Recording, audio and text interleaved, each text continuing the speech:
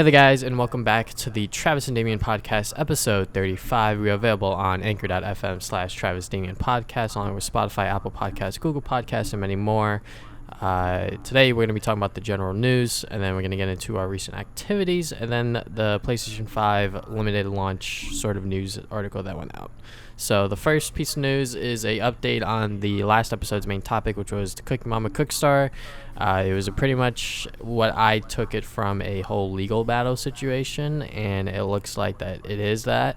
So Office Create, the IP holders of Cooking Mama, came out and were like, yo, this game pretty much did not meet their standards. They rejected the product that was given to them, and they gave them a chance to improve the game, but Planet Entertainment just released the game without fixing anything and without Office Create's approval, so a unauthorized release. And there was never a PlayStation 4 version in the works for Office Create. It was never approved, and it was unknown to them during development.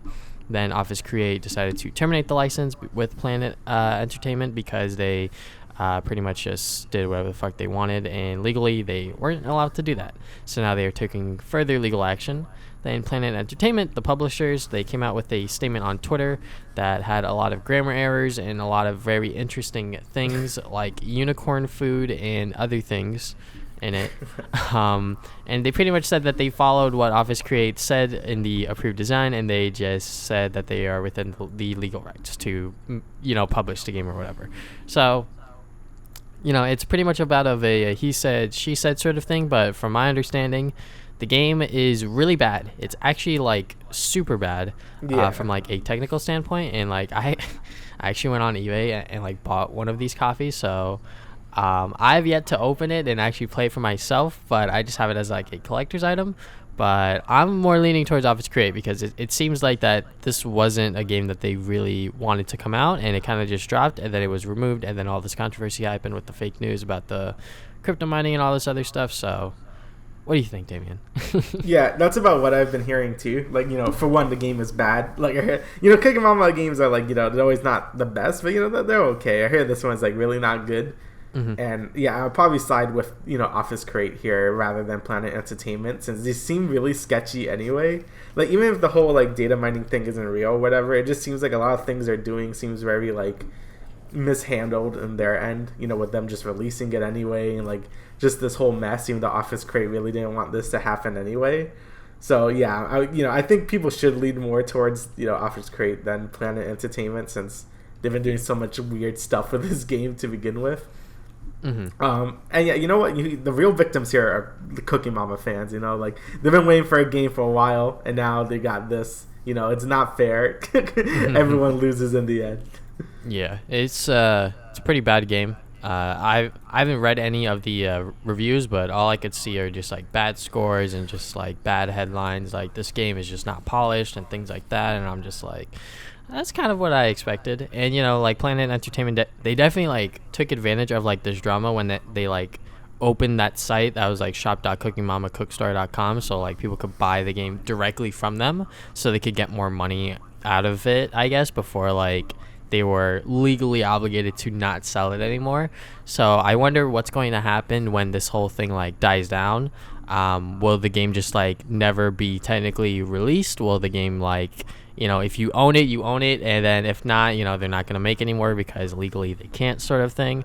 So I think that this is definitely going to be a very like hot collector's item. Definitely. Probably the most expensive Cooking Mama game to date, just because of how this whole thing was handled. So I think Office Create and the Cooking Mama IP holders are just going to take this as a lesson to be like, yeah, I guess we're just going to make the games ourselves from now on, unfortunately, because I think that this is the first time that they've actually lent out the IP to another studio, sort of thing. Or another publisher, I should say. Yeah, and that didn't turn out well, as you can see here. And it's just so weird that Cooking Mama had all this controversy for like no reason. Like, and in the end of the day, it's just like mishandling of like everything. I don't know why this even like became such a big deal, but here it is. It is very interesting, and yeah, if you have a copy of that game, it's probably going to be worth a lot, maybe in the future. Like, I don't know if it, they're just going to end up just putting it on the eShop again. Mm-hmm. But yeah, right now that thing is going to be very precious, so just hold on to that, because it's a very interesting piece of like gaming history right there. Yeah. Very, very weird story. Mm-hmm. Definitely. All right, so next we got the ESRB finally includes a loot box warning in in-game purchases. So yeah, this is something that people wanted for a while, just to like have in the back of the box or whatever, and be like, hey, like Overwatch would be like, hey, you got a loot box in here, so just be careful with that. I don't think it's really gonna do like much at all, but it's nice that they're like sort of like, what do you call it? Sort of like putting that into like the equation if you want to like buy the game or not. Like if you're okay with microtransactions and loot boxes in the games. With things like Overwatch, maybe like a kid could just like buy a bunch of crates or like stuff, and maybe you don't want that. It's a good thing to just have to know as a consumer. Yeah, I think that they're now being like proactive about it, because they were being very hesitant for some reason in terms of like rating this sort of thing.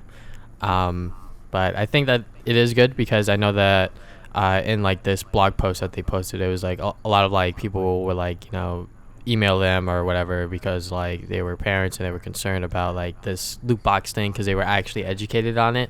Because I know most parents, I would say, when they buy games for their kids, they just buy what the kid wants and then just move on, sort of thing. So to those people that actually like look at the box and look at the rating and this and that, to make sure that their kids are consuming this, especially since like this is something that it's for real money, for like in-game, like cosmetics and things like that. I think that it is a good thing that people and like parents know that like, hey, like this game has it, so I shouldn't have like my credit card attached to the console, sort of thing, if my kid is going to play this game. Which like even like as a adult myself, like I hate saving my credit card or debit card on like accounts, so I try to not do that like very frequently. So I think that it is a good idea that they are doing, like in-game purchases includes random items, sort of thing. Yeah, like I think it might be a little too late for this, because I think a lot of companies caught on that everyone kind of hates loot boxes at this point, so you don't really see too many big games with loot boxes anymore. But it's still like nice that that warning is there. Even just the microtransaction purchases, it's just like, it's just good information to have if like maybe your kid wants to get a thing. Like with what's that game? Crash Nitro Fuel. Like why does that have microtransactions? Yeah. Maybe the kid would spend a bunch of money because he's like, oh, why is that there? So yeah, it's just a good warning to have that people could see, and it's like, okay, I could decide if I want this or not. So yeah, it's good they're just acknowledging that this is like a thing now. So very, very true. Next piece of news that we got, the Venom sequel. It is now titled Venom, Let There Be Carnage, is delayed to June 25th, 2021. So obviously they probably haven't even like started like working on this movie, I feel. Other than like pre-production stuff, I feel like that they haven't like actually filmed anything yet, just because of the whole COVID-19 situation. But Let There Be Carnage as like a subtitle for a sequel, like that's pretty hype, I'm not gonna lie. Yeah, I mean, it's very obvious Carnage is gonna be in here finally. Like, I feel like Carnage should have been in a movie for a while, but here he is. So I mean, I didn't watch the first Venom movie, and I heard it's not very good. Like, I guess it's fun, but like it's not. It's what I'm trying to say. It's like one of those early 2000s superhero movies that you would expect, but not like something you would expect nowadays, where like people's standards for like hero movies are like higher than what they were back then. Yeah. But I don't know. I think it would be cool to just have Carnage and seeing him. I'm still annoyed that we can't really have Venom and Spider-Man together. I mean, now we might, because Sony's like doing weird stuff, with the Marvel deal and all that. But still, it's still annoying that we can't really see like all of them in like the MCU or whatever, just because of the weird legal copyright stuff. You know what I mean? Yeah, I think this Venom movie is probably gonna do like pretty well, just as good as the last one. And the first movie, like I watched it, it's pretty bad, but for like honestly, if it was rated R, I would have enjoyed it a lot more, because the kill scenes that like Venom does, I'm just like, man, like this could have looked so much better and so much more cool. But for what it is now that we know that there's like this like Venom verse or whatever that's going on with the other character, god damn it, the stupid vampire, I forget his name. Mobius. Mobius, right? Believe, like freaking Sonic. Morbius. Yeah. Morbius. I said Mobius, not Morbius. Okay. No. It's okay. But yeah, Morbius. And then with this Venom sequel, I think that there's going to be a lot of exciting things to come. and I think Tom Holland is probably going to be in one of these movies, either as like a cameo or like a main role or something like that. Like their paths are going to cross eventually, and I think that that is going to be very exciting. And I think that, you know, when they teased Carnage at the end of the first Venom, I was just like, all right, like this actor with the wig looks really bad. I forget his name again. Venom. But yeah, you know, like Carnage is going to be in the movie, and I cannot wait to go and see you know, a trailer for this. Woody Harrelson, yeah, he had like a wig at the end to like show that he was the Carnage character, and I was like, that looks really bad, but I'm kind of excited for Carnage because Carnage is definitely like a very cool character. But yeah, I think that for it being delayed for the current situation that we're in, very appropriate, and I think that companies are definitely, you know, being very wary of what's going on within the world, and they are taking the appropriate actions, which is very good. So yes, you know, again, seeing all these movies get delayed again shouldn't be a surprise to anyone because of COVID-19. But you know, for this movie, you know, just take your time, I guess. I don't know if it'll make it better, but you know, I guess it's always good to have some delays. Mostly because I like, you know, I haven't really seen movies ever get delayed until like recently, like with the Sonic movie. You know, that was for a whole different reason. But you know, with that movie and now like all these movies because of the virus, like it's weird seeing movies get delayed because you don't really see that too often. So I don't know. I guess it's good for them just to like, you know, maybe write better things or like fix CGI or whatever. So yeah, you know, it could work sometimes. Yeah, for a delay. I definitely think that this movie's gonna be like on everyone's eyes, just because it's a sequel, and like the first movie, like people had like their eyes on it, but they weren't like super close to it. But now that there's like this Venomverse sort of thing going on, it's gonna be very interesting. So yeah, it's gonna be interesting to see what they do with this plus MCU if they ever cross over. So all right, so now we got a next bit of news here. Nintendo urges people to use their two-step verification. I think a lot of companies urges you to do this now. For me personally, my PlayStation account always, like, it used to get hacked all the time because I didn't really do anything with it. So, you know, I always just change the password and things like that. But when I started using it more, I'm like, all right, let me put the two steps. And then I just put two steps on everything. And Nintendo's kind of just urging you to do that because there's been like a high influx of people's accounts getting stolen. And that's probably because, you know, everyone's at home and probably they want to play Animal Crossing or some weird stuff like that. You know what I mean? So yeah, I have a weird story for this, just because like one day I think I was doing the other podcast with Jeffrey, and like I think I got like an email that like someone like logged into my Nintendo account for like the Switch, and I was like, what the hell? Because like that account, like I purposely use a password that I don't even know. So like I do this a lot now, where I just like go to like passwordgenerator.com or some shit. I just generate a password, and then I like copy and paste it in, and then I like write it down on like a piece of paper, and then just move on. Right. So for my Nintendo account, it got hacked, and I was like, oh shit, like someone logged in from like fucking Germany. I was like, what the fuck? So then like I changed the password, and then like one night, like after I like finished my Ring Fit thing, I was like, oh shit, there's two-step now. I was like, Nintendo's with the times, they got two-step. So then I instantly like did that, and it's with the Google Authenticator, which is good because Google Authenticator is also used for Discord.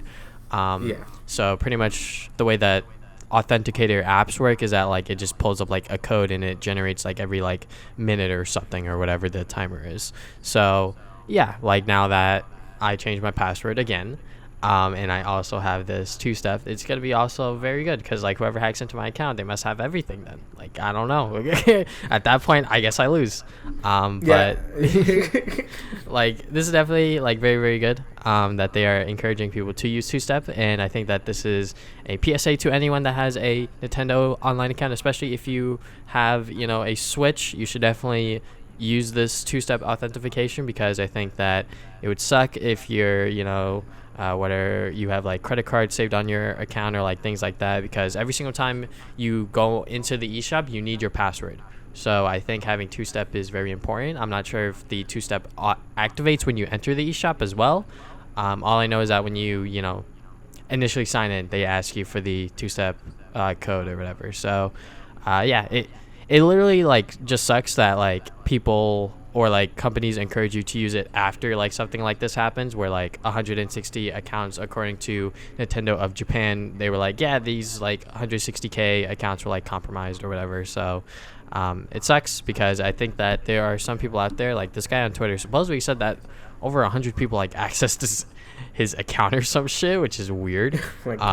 You know, he could obviously just be talking out of his ass or whatever, but you know, like I definitely am a victim.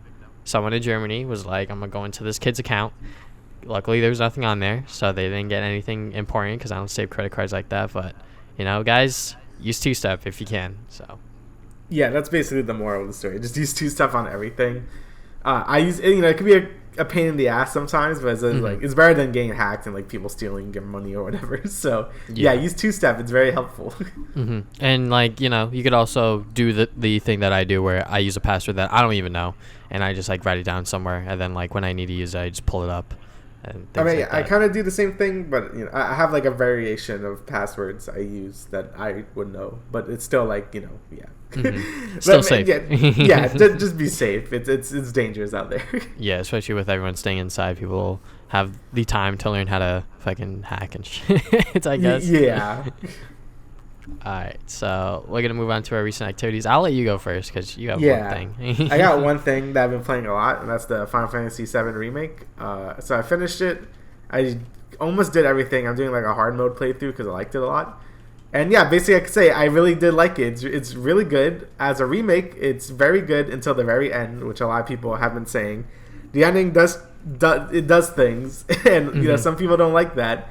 I personally am just very like, okay, like I don't know, the ending is just weird. I don't want to talk too much about it, but if you're expecting like a straight honest remake, you're gonna get that from most of the game except the end, and that might turn a lot of people off, especially if you have like a ton of nostalgia for this game. Then yeah, it might like sort of sour that whole experience. But for the rest of the game, I think it did a really good job remaking Midgard. You know, it really fleshed out all the characters.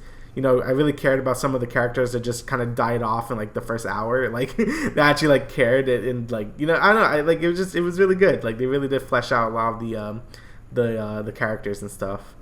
There was a lot of padding. You know, there's a lot of side quests and things. I didn't really mind it that much, but I know some people were complaining that there's like too much side quests, or you know, the game just didn't really need this part because it's just like, what's the point? But I don't know. I thought it was fun, and like the gameplay itself really carries it as well. You know, the game, like I said before, the game is like a good mix of like action combat and turn-based, where you would, you know, sort of like attack like a regular action RPG or whatever, but then you could pause time, like select your abilities and stuff like that, and it works super well, and I'm a big fan of it. And it really starts to show more of the strategy and stuff like that later, like in later fights, where you have to actually like switch between like every character and like use all their abilities at once. It's really fun. Like it could be a lot to handle, and I've seen some people say like it is a lot to handle, but I think it's fun. It's sort of the same issue people had with Doom Eternal, where it's like you have to use basically everything in your arsenal to be really good at the game, and it's sort of the same thing in this game. And yeah, it could be a lot, especially in like some of the later fights, but overall, I think the game was fantastic. The soundtrack is really good. I think they did a good job, like, with all the remixes and stuff like that. A lot of the songs still sound like the original one, but it wasn't like too similar, so you know, it could have its own identity and stuff like that. Graphically, the game is really weird because there's times where like all the character models look fantastic, like Cloud and stuff, like they all look really good.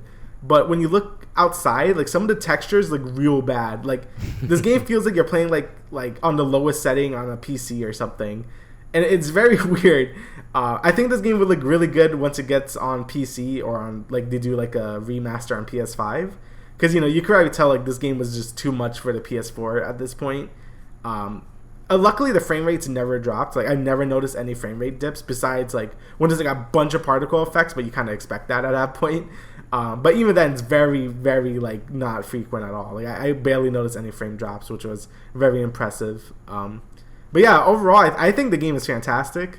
Yeah, like really, the only issue people have is with the very ending of the game, and I can't really say much on that. And like even if you like haven't played the original, it also makes this game hard to recommend, since this game, again, it does weird things where it feels like a sequel to like the original game, even though it's a remake. It's really weird. So yeah, basically the main caveat is the ending, but besides that, I could recommend this game. It's very good. I liked it a lot. And yeah, that's all I've been doing. I think I kind of set aside Persona for now, so I was just playing that game. Yeah. I've seen like live streams of Final Fantasy VII, and I'm just like, this game looks fucking beautiful. What the hell? It's very like when it looks. I think all the main mission chapters look very good.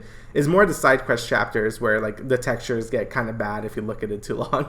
So yeah, it's very weirdly inconsistent graphics, but I think for the most part it's very beautiful. So yeah. And it's only like 1/3 of the original game or something, right? Yeah, it's like the first 4 hours of the first game of the original game. Mm-hmm. Like that's literally like the first like tutorial area. That's basically the whole game. It's really weird. It's a weird decision, but I think it turned out okay. Yeah, it's gonna be very interesting to see how they push the next parts out. So yeah, it's gonna be interesting to see when that comes out in like 6 years. Mm-hmm. All right, so what I've been doing, my usual League of Legends, TFT, Animal Crossing, Ring Fit. When it comes to League, I guess for some reason I like demoted, and I was like, that's fucking unlucky. But I came back, and yeah, so one of the games, someone was asking me like, how do I do like timers where I like copy and paste? It's literally Control A, Control C, then you Control V to paste it, and I was like, what the fuck? So that was definitely a funny moment. I've been playing a lot more Bard. I don't know why. I like streamed like this week, and I was just like, fucking, I'm playing Bard, because I was like, I would honestly just like watch a lot of like streamers like Afromo, like he would play Bard, and I'm like, man, I want to play Bard, and I would just like copy whatever runes or whatever. But Bard's definitely a weird champion because his itemization is like by far the weirdest out of all of the supports. Like at least most of the support champions that are played nowadays have like similar items you build, but Bard's just like out there because there's not a lot of good items to build on him anymore. Then TFT, I'm still dog at the game, but I just like building cybernetic and just having fun. Animal Crossing, thank God the eggs are done. I'm very very happy that that's over. I bought turnips this week, so hopefully I could flip the rest of them, because I sold like half of my turnips or something like that, and I was like, I'll make the rest back by the end of the week, but it's looking a little grim right now. And then Ring Fit, I don't know how, but this game just keeps getting like better and better in terms of like what they do for like the exercises and things like that. I'm just like, wow, like there's like a fleshed out like skill tree and like things like that. Like I'm just like very surprised at like how much I enjoy this game. I don't play like every night or something like that, because I'm just like, that's a little too much. I try to do like every other night sort of thing. I finally got a chance to play Valorant. Finally got Guardian beta access for the last one in our group. I guess you haven't gotten it yet, but I don't think you really care for it that much. But this is Riot Games' foray into the tactical shooter sort of genre. And the one thing about this game that I don't think a lot of people like notice is that like Counter-Strike's a very old game, and the fact that Riot Games is getting into this genre is obviously showing that this sort of game, I guess, genre is like very old and very niche, and like the fact that they made a game very similar to Counter-Strike and did it very successfully, I would say, is like very good from Riot, and like I am going to like pat them on the back for something good for once, because this game is very polished, and the abilities that the characters have, none of them are like OP or like very oppressive. Like there's a lot of like counterplay to them, and like none of them feel too much. I know a lot of people hate Raze, which is like the explosion sort of character sort of thing, which makes sense, because all you have to do is just aim in a general area instead of aiming at them, while all of the other characters sort of, you need to aim to like kill them sort of thing, while she just like explosions everywhere. So that's my character, dude. I know that they're gonna nerf her in the next patch, so the game is still in beta, so there's still a lot of time for them to evolve the game and things like that. I mainly play Sage just because the character's just like broken and like really really good. She just has a wall that like blocks off like a point where like if I hear them running or like I think that they're gonna push, I just wall it off, and then I just hold it, and then they have to shoot it down or they have to wait for the wall to go down. So a lot of time is wasted and things like that. So and then Phoenix is the other character I play, very casually. He's sort of just like the go-in Call of Duty character sort of thing. Nice. But yeah, and then I watched the Fortnite sort of thing with the Travis Scott concert. Yeah. And like when this was announced, I was just like, what the hell? Like, Epic Games is really trying to like revive this game, like really like hardcore, because I think they know that a lot of people are moving on from this game, whether it's going on to Warzone or Valorant or other games or whatever. Fortnite's definitely on the decline, like 100%. So with this like Travis Scott event, like it was super duper dope. I didn't go into game myself and like watch it. I kind of just like watched a video on like YouTube or whatever to just like see exactly what happened. But yeah, it was really dope. He did premiere a new song that is out now, The Scots. But yeah, I think that it is still like very interesting that Fortnite is still like trying to do all of these collaborations to like keep their game somewhat afloat, because I know not many people are playing Fortnite these days, especially me. I'm not touching that game. And then I finished watching the My Hero season. Got through the entire I believe was this the 4th season or something like that. Yeah. But yeah, the ending was awesome, and the season as a whole, like when I like finished the last episode, I was like, damn, that was it. But like, you know, like the middle parts of the season were definitely like the highlight, like 100%. Like once like things started to build up, and then we got to the you know, good parts. I think that the season, like overall, like it was okay, you know, like there were some like shining moments, but I think the overall like arcing season wasn't as strong as like previous seasons, if I could say. Yeah, I mean, I haven't finished watching it yet, but you know, I liked all the overhaul stuff a lot, and even that I don't really mind the, you know, the one filler arc that they have. Like I haven't, you know, seen the ending to it, but I know a lot of people were angry at it. I'm just, I don't mind it. I don't know, because the show has been so fast. Like literally every arc has been like plot, like always been plot. I think there's only been like maybe 2 filler episodes in general. So just having a slower, like just little arc that's not even like the whole thing is only like what, like 10 episodes or something. But I don't know. I didn't really mind it as much. I know some people were like would be mad. I mean, if they do it again, like maybe there's like another filler arc, I would start to get a little more peeved. But right now, I'm like, it was fine. Like I don't really mind having a slower, like just like slow down. Because if you look at Dragon Ball and stuff like that, it's like there's so much filler and stuff like that. Even in like plot related episodes, like things just don't happen sometimes. Like My Hero is always moving, and like they never let villains really like live. That's not the right word. Like they don't let villains usually get away. They usually deal with them that season and then they're gone, which is like that's incredible. Like most animes are just be like gone or something. So yeah, I don't know. I didn't mind the slower bits.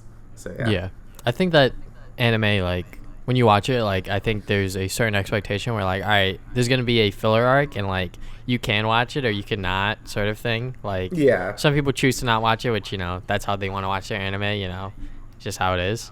But you know, like you said, I don't mind filler at all, especially for like My Hero, because like I just like the characters so much. So yeah, me too. Yeah, I like the characters, so I really didn't mind watching it. Again, if they do it more, then I might get a little annoyed, but you know, it was nice to just have a big, you know, like a break, you know. So. Okay, so now we're gonna get into our last piece of news, which is Sony. It is according to sources, I believe. I don't think that anything is confirmed from Sony's end, but supposedly going into the launch of the PlayStation 5 later this year, they're still expecting to launch at the end of the year sometime, and supposedly there's going to be a event from Microsoft and Sony, like respectively. They're going to do a event on like the Xbox Series X and the PlayStation 5 on like their own platforms or whatever, going into the next month in May. So for the PlayStation 5, it seems like that they're going to be limiting consoles. I believe that this is like a worldwide number, like 5 to 6 million consoles are going to be available up until March 2021.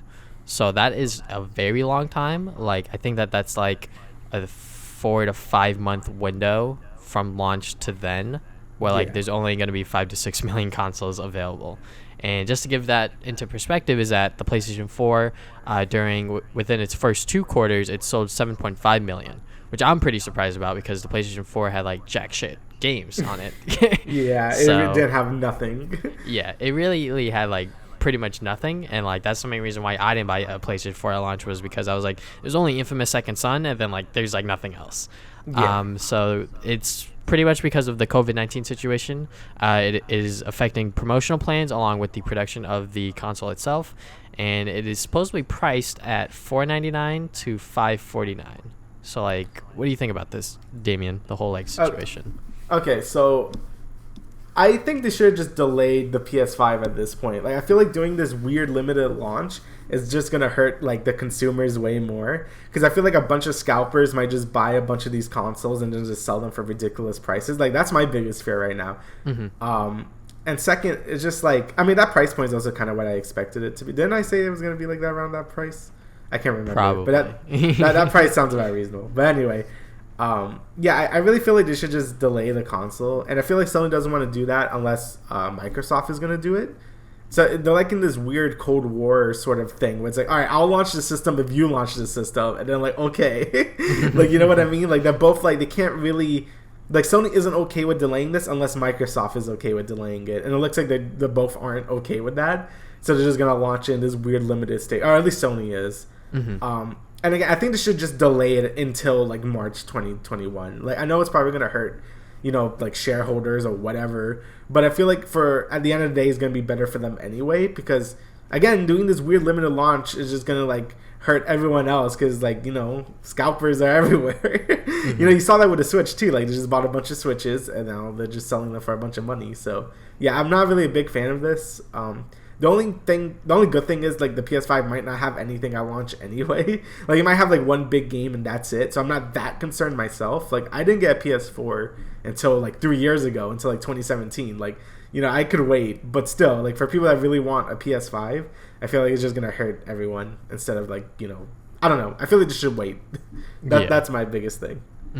I agree with you on that. Like, they should probably wait, but like you said, Microsoft has probably been working on the Xbox Series X for like over a year now. Like, if I had to guess, and they probably are very well prepared with like making the console, and especially since like Microsoft is like a American company.